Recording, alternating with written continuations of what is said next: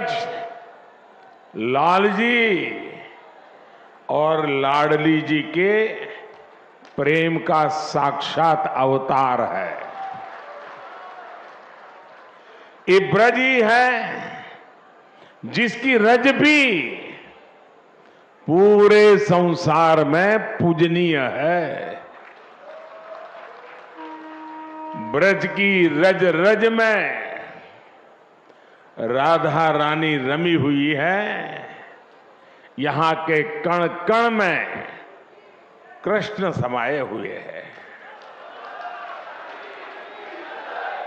और इसलिए हमारे ग्रंथों में कहा गया है, सप्त द्वीपेषु यत् तीर्थ भ्रमणात् च यत् फलम प्राप्यते च अधिगम तस्मात् मथुरा भ्रमणीयते।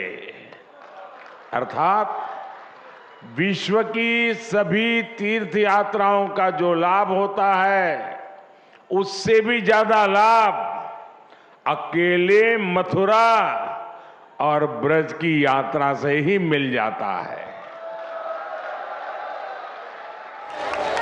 आज ब्रज रज महोत्सव और संत मीराबाई जी की 525वीं जन्म जयंती समारोह के जरिए मुझे एक बार फिर ब्रज में आप सबके बीच आने का अवसर मिला है।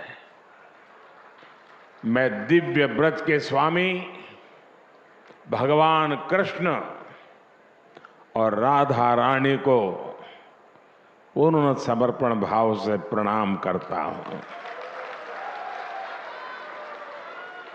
मैं मीराबाई जी के चरणों में भी नमन करते हुए ब्रज के सभी संतों को प्रणाम करता हूं। मैं सांसद बहन हेमा मालिनी जी का भी अभिनंदन करता हूं।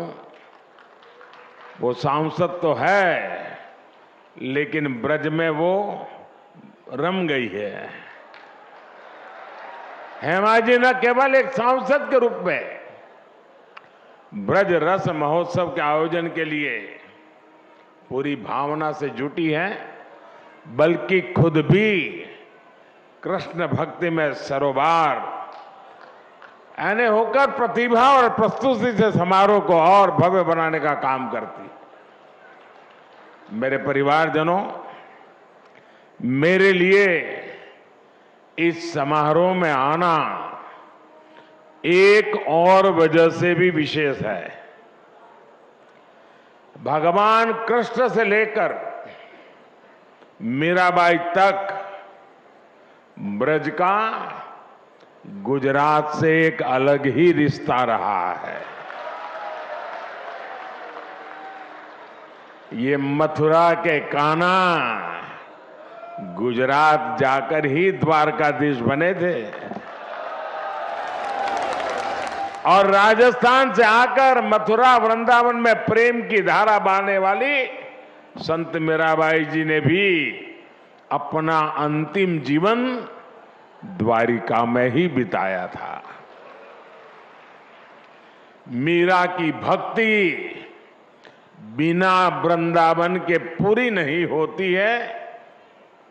संत मीराबाई ने वृंदावन भक्ति से अभिभूत होकर कहा था, आलीरी मोहे, आलीरी मोहे लागे वृंदावन निको, घर घर तुलसी ठाकुर पूजा, दर्शन गोविंद जी को।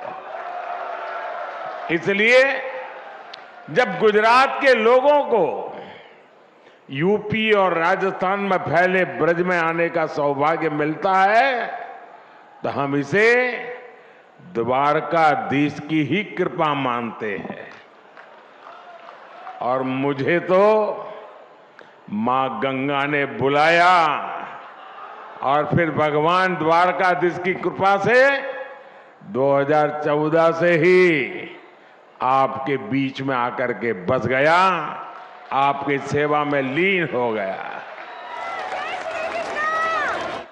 मेरे परिवारजनों, मीराबाई का 525वां जन्मोत्सव केवल एक संत का जन्मोत्सव नहीं है, ये भारत की एक संपूर्ण संस्कृति का उत्सव है।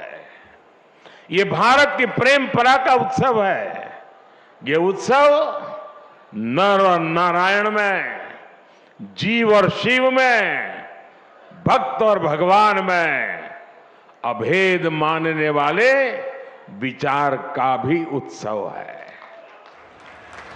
जिसे कोई अद्वैत कहता है। आज इस महोत्सव में अभी मुझे संत मीराबाई के नाम पर स्मारक सिक्का और टिकट जारी करने का सौभाग्य प्राप्त हुआ है। मीराबाई राजस्थान की उस वीर भूमि में जन्मी थी जिसने देश के सम्मान और संस्कृति के लिए असीम बलिदान दिए हैं। 84 कोस का ये ब्रजमंडल खुद भी यूपी और राजस्थान को जोड़कर बनता है।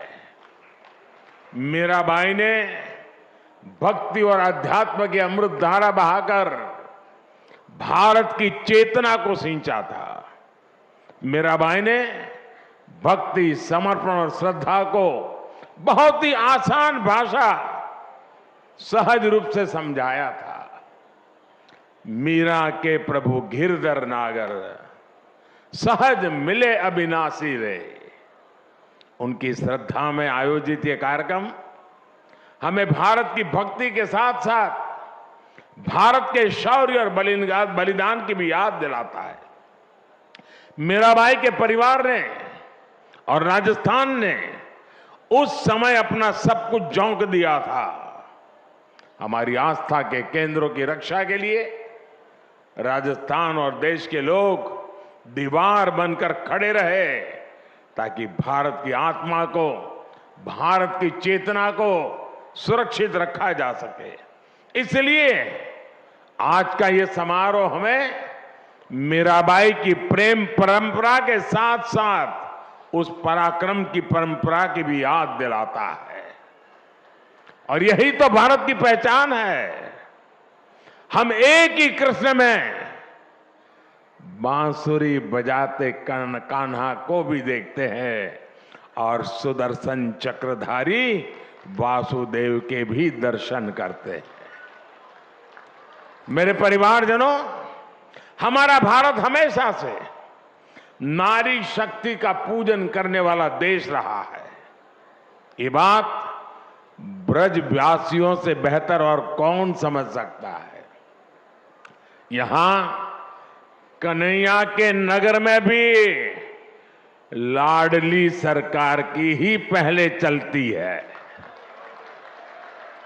यहां संबोधन, संवाद, सम्मान सब कुछ राधे राधे कहकर ही होता है। कृष्ण के पहले भी जब राधा लगता है तब उनका नाम पूरा होता है। इसलिए हमारे देश में महिलाओं ने हमेशा जिम्मेदारियां भी उठाई हैं और समाज का लगातार मार्गदर्शन भी किया है। मीराबाई जी इसका भी एक प्रखर उदाहरण रही है। मीराबाई जी ने कहा था, जेतई दिसई धरनी गगन बीच, तेता सब उठ जासी, इस देही का गर्व ना करना, माटी में मिल जासी। यानी तुझे इस धरती और आसमान के बीच जो कुछ दिखाई दे रहा है, इसका अंत एक दिन निश्चित है। इस बात में कितना बड़ा गंभीर दर्शन छिपा है, ये हम सभी समझ सकते हैं। साथियों, संत मीराबाई जी ने उस कालखंड में समाज को वो राह भी दिखाई जिसकी उस समय सबसे ज्यादा जरूरत थी।